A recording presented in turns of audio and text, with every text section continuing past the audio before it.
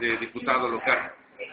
Bien, pues muy buenos días, mi nombre es Alejandro Xochitl, soy candidato a diputado local por el primer distrito de Tlaxcala por el partido Alianza Ciudadana, y quiero decirles que mi participación es una aspiración sana, es una aspiración legítima y es una aspiración que se ha venido construyendo y además fortaleciendo a través del tiempo, que me ha tocado trabajar con los grupos más vulnerables de la población, con los niños, con los grupos de mujeres, madres solteras, con adultos mayores, con personas con capacidades distintas, con migrantes, atención a víctimas.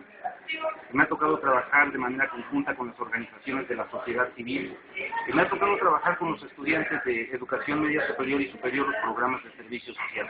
Y en función de eso, un planteamiento que siempre me hicieron los estudiantes de educación superior sobre todo, es que al concluir su carrera, ellos enfrentan una limitante en términos económicos, que es el poder hacer su trámite de titulación.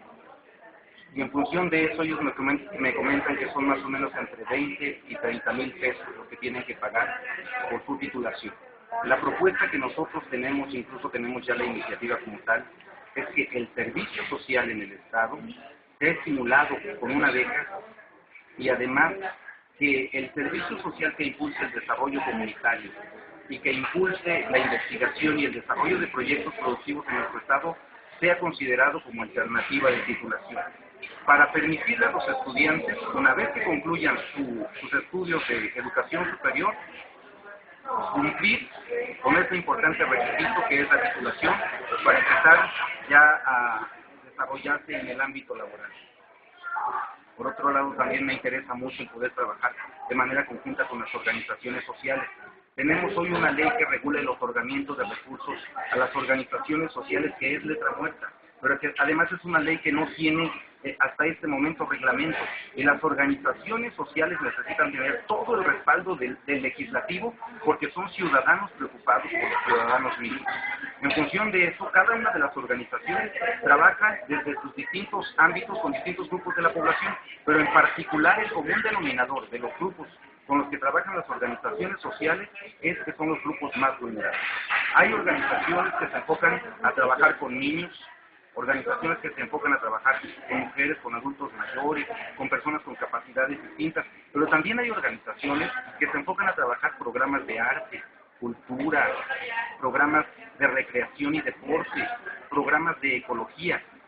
Y considerando que las organizaciones son en contacto directo con los grupos ya organizados, desde el legislativo se les tiene que dar todas las facilidades para poder cumplir eficientemente con sus actividades. Pues, en ese sentido, ¿cómo evitar que el Poder Legislativo no se vuelva un poder sumiso al Ejecutivo como ha sucedido? O sea, ¿cuál sería tu postura, tu propuesta respecto a eso? Hemos comentado que el Poder Legislativo es un espacio de pesos y contrapesos.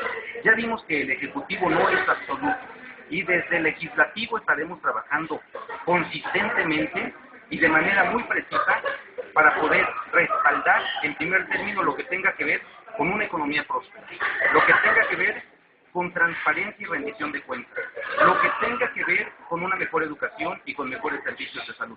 Eso lo vamos a trabajar por encima de los colores partidistas, pero también lo que lacere a los grupos organizados, lo que lacere a la sociedad, lo que lacere a los grupos más vulnerables de la población. Seré el primero en oponerme, seré el primero en manifestarme en contra, y seré el primero en respaldar todo lo que tenga que ver con beneficios para Tlaxcala. En ese sentido, ¿tú ves que el PAC, y en caso de que tú te favorezca el voto, ves una oposición razonable, eficiente, eficaz en el Poder Legislativo contra las decisiones, yo diría un poco autoritarias, unilaterales que toma el Ejecutivo? Por ejemplo, desaparecer dependencias, no poner en marcha leyes por ejemplo, de asistencia o de dar lana a grupos vulnerables, o por ejemplo la ley mínima que se aprobó para otorgar útiles escolares, que no fueron útiles sino chamarras. ¿Tú cómo ves al PAC en la oposición ahí? El PAC tiene que ser una oposición responsable y una oposición comprometida con nuestro Estado y con los grupos más vulnerables de la población.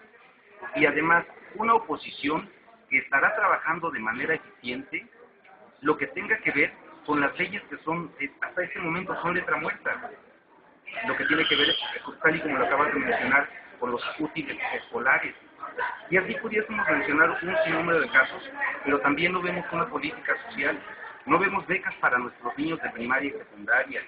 No vemos becas para jóvenes de educación superior. No vemos apoyo para mujeres emprendedoras. No vemos créditos a la palabra para los grupos organizados. No vemos respaldo para personas de la tercera edad. Tenemos que orientar la política social y desde el Poder Legislativo estaremos trabajando de manera muy puntual. Oye, en ese sentido, la actual legislatura, desde tu punto de vista, ¿ha sido eficiente o eficaz en su labor de revisar esto que tú mencionas, de que hay leyes muertas, de que hay cosas que no se aplican? Habla un gobierno de que tiene muchos ahorros, pero no se ve obra, no se ve inversión, no se ven los apoyos a los grupos vulnerables. Bueno, estaremos trabajando en función de lo que nos estás comentando de manera muy puntual en el asunto de la fiscalización de los recursos. Desde que tengo memoria, desde que tengo uso de razón, desde que recuerdo, las zonas marginadas son el Carmen Tequila, Alzayanca, Coapiaxtla, toda la zona nororiente, algunos otros municipios del estado. Pero se les canalizan muchos recursos y las circunstancias no cambian. Las condiciones de vida son las mismas. Necesitamos, en primer término, saber si los recursos están llegando donde tienen que llegar, si están realmente transformando vidas, si están cambiando realidades, si están apoyando a los grupos que más lo necesitan.